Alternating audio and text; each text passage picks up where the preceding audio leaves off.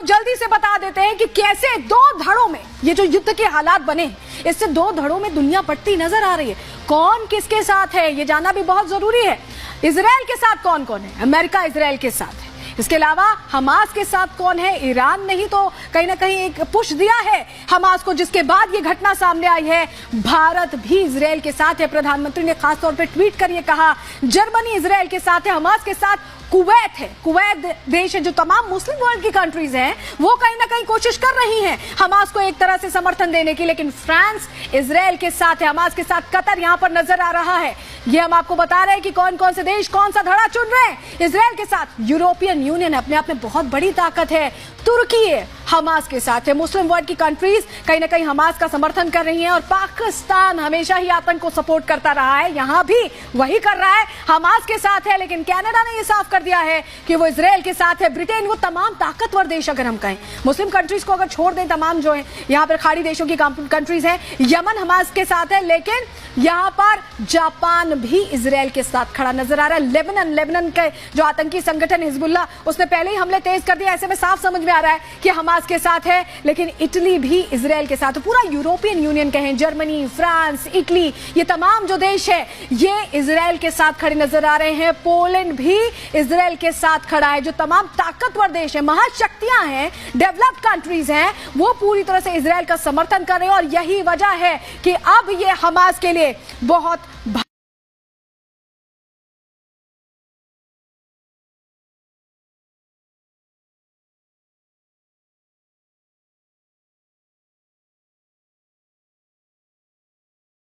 आपको उन देशों की दिखाना चाहेंगे जहां पर ऐसा उत्सव मनाया जा रहा है। क्यों ये उत्सव मनाया जा रहा है? क्या ये सही मौका है युद्ध के मुहाने पर जहां तीसरा फ्रंट खुल गया है? क्या ये कंट्रीज इसकी निंदा नहीं कर रही हैं बल्कि उत्सव मना रही हैं? क्या इसके पीछे की वजह, ये भी आपको आगे अंदर की खबर में समझाएंगे। लेकिन चलिए पहले तस्वीर आपको दिखा देते हैं। सबसे पहले ईरान की तस्वीर आप देखेंगे, क्योंकि ईरान कहीं ना कहीं पूरा इस हमले के पीछे रहा है, हमास का साथ देने की कोशिश करता रहा है। लेकिन पहले आपको सुनवा देते, वो तस्वीरें हम आपको दिखाएंगे, लेकिन चलिए पहले आपको सुनवा देते हैं कि पाकिस्तान के लोग कैसा रिएक्शन दे रहे हैं। पाकिस्तान समर्थन कर रहा है, आधिकारिक बयान आ चुका, लोगों का भी रिएक्शन, आम लोगों का रिएक्शन सुन लीजिए। हमने इसराइल को तस्लीम ही नहीं किया। अच्छा, हम इसीलिए तस्लीम नहीं करते कि इसराइल मुसलमानों पे जुल्म कर रहा है। ठीक है ना, ये जुल्म को रोकना चाहिए। जब तुम मुसलमान ही मुसलमानों पे जुल्म करोगे तो फिर जाहिर बात है मुसलमानों ने भी मुसलमानों के अलावा उठाना है। किसने उठाना है? और इसराइल अभी देखो, सऊदीया, ये दूसरे तीसरे मुल्क इसराइल के साथ बैठ के बातचीत कर रहे हैं, उसको तस्लीम भी कर ले, जबकि ये नहीं होनी चाहिए। सबसे पहले उनको इसराइल से बात करनी चाहिए, यार ये जो आप इस फलस्तीन पे जुल्म कर रहे हो, इस जुल्म को बंद करो, फिर आप हमसे बैठ के बात करो। और चलिए अब आपको हमने बताया था कि कैसे अलग अलग देशों में जश्न मनाए जा रहे हैं। ईरान की सबसे पहले बात करना बहुत जरूरी है। जो तस्वीर आप देख रहे हैं, हमास का समर्थन ईरान ने किया है, और यही वजह है कि जो पूरे हथियार मुहैया कराए हैं, अंदर खाने से जानकारी मिल रही है कि ईरान की तरफ से ही दिए गए हैं। और यहाँ पर जश्न की तस्वीरें आप देखिए, ये जश्न मन रहा है। लंदन की भी आपको तस्वीरें दिखा रहे। ब्रिटेन ने साफ कर दिया है कि वो इजराइल के साथ खड़ा है, लेकिन लंदन में जो फिलिस्तीनी रहते हैं, फिलिस्तीनी, उन्होंने यहाँ पर जश्न मनाए हैं। और लेबनान की तस्वीरें, जो कि इस हमले में शामिल हो गया, हिजबुल्लाह के जो आतंकी संगठन है वो भी हमला कर रहा है, वो भी यहां पर जश्न मनाते नजर आ रहे हैं। ये तस्वीरें बता रही हैं कि कैसे इस मौके को भी लोग बुनाने से नहीं चूक रहे हैं। तो ये वो तस्वीरें हमने आपको दिखाई, और अब आपको हम वो जानकारी देते हैं जो आपके लिए बहुत जरूरी है जानना। इजराइल झुकने नहीं वाला है। इजराइल ने मैसेज क्लियर किया है और इसको लेकर तैयारी भी पुख्ता है। क्यों कह रहे हैं, जरा देखिए।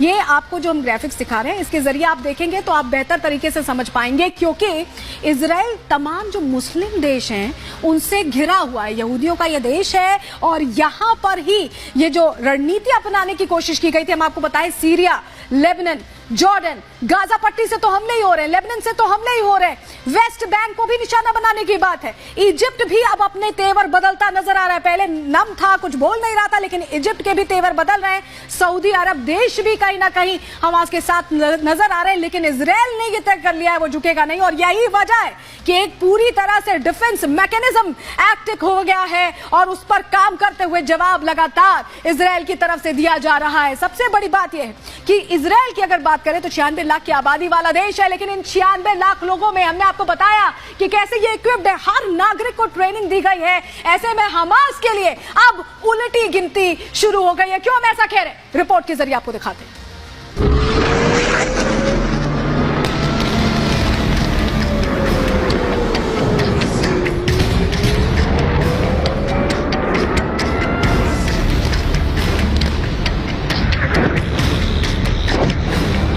ये इंतकाम है इजराइल का,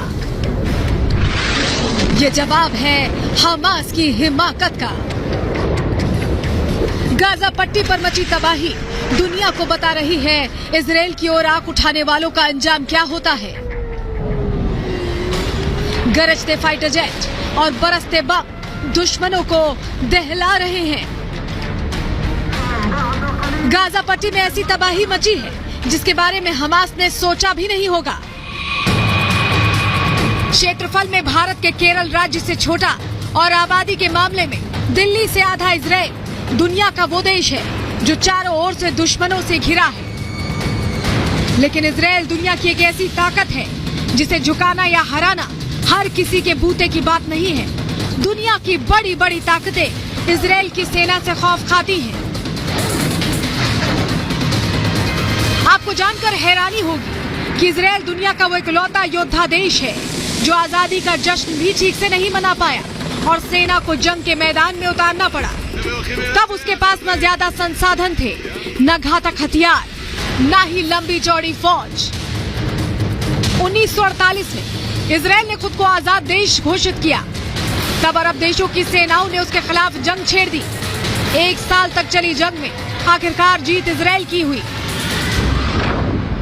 इस जंग के बाद इजराइल ने तेजी से खुद को मजबूत करने का काम शुरू कर दिया और आज उसके पास दुनिया की लेटेस्ट टेक्नोलॉजी है। कई ऐसे घातक हथियार हैं जिनसे महाशक्तियां भी खौफ खाती हैं। सेना का एक ऐसा बेड़ा है जो ताकतवर से ताकतवर दुश्मनों को नाको चने चबवा दे।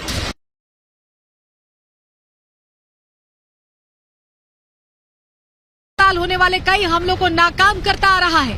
महाघातक फाइटर जेट का मजबूत बेड़ा है जो किसी भी दुश्मन के ठिकाने को पल भर में तबाह कर सकता है। परमाणु हथियारों का बड़ा जखीरा है जो दुनिया में महातबाही लाने के लिए काफी है। चारों ओर से दुश्मनों से घिरे इजराइल को कई मोर्चों पर जंग लड़नी पड़ी और हर जंग में उसने दुश्मन को अपनी ताकत और उसकी हैसियत का एहसास कराया है। इस बार भी इजराइल हमास और हिजबुल्लाह से अकेले भिड़ रहा है और दुनिया को साफ साफ कह दिया है कि ये इंतकाम हमास के खात्मे से पूरा होगा। बता दिया है कि हमास के दिन अब खत्म हो चुके हैं। अपने हथियारों के दम पर वो हमास के फाइनल चैप्टर की स्क्रिप्ट लिखकर ही रहेगा। Bureau report, Republic Bharat. तो अभी हमने आपको बताया कैसे मुस्लिम देशों से घिरा हुआ है और हमारे साथ रोबिंदर सचदेव साहब जुड़ गए हैं, अंतर्राष्ट्रीय मामलों के जानकार। उनसे और बेहतर तरीके से समझेंगे सर, मुस्लिम देशों से घिरा हुआ है, कितना मुश्किल है इजराइल के लिए इन चैलेंजेस को पार करते हुए इस युद्ध को जीतना और कितना वक्त लगेगा?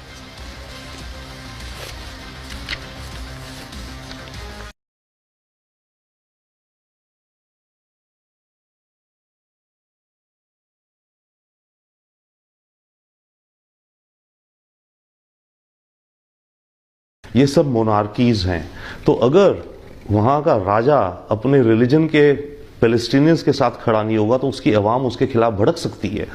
इसलिए सऊदी अरब हो गया, यूनाइटेड अरब एमिरेट्स हो गया, ओमान हो गया, कतर हो गए, ये सारे देश जो हैं एक लेवल पे तो ठीक है, कंडेम भी कर सकते हैं कि आतंकी अटैक या कोई भी हमला नहीं होना चाहिए, पर ये सब देश हमास को लेकर के नहीं परंतु पैलेस्टीन के मुद्दे को लेकर के आवाज उठाएंगे कि भाई पैलेस्टाइन एक 2 स्टेट सोल्यूशन जो होना चाहिए उसकी ये बात करेंगे। हमास को कोई डायरेक्ट सपोर्ट नहीं करेगा क्योंकि हमास को आतंकी कहा जाता है भी, पर बात ये हो जाती ना, मेरा आतंकी आपका फ्रीडम फाइटर, तो हमास को ये लोग डायरेक्टली सपोर्ट नहीं करेंगे, परंतु ये लोग मुद्दा उठाएंगे पैलेस्टीनियंस के कॉज का। तो ये जो सारा घमासान हुआ है कल से अटैक, इसका एक डेफिनेट बाय प्रोडक्ट ये निकलेगा कि दुनिया में पैलेस्टाइन की इशू को लेकर के मुद्दा फिर से गर्म हो जाएगा, जो कि बहुत वर्षों से या दशकों से दुनिया इग्नोर कर रही थी, पर अब ये इशू फिर फ्रंट बर्नर में आ जाएगी कि पैलेस्टाइन का 2 स्टेट सोल्यूशन।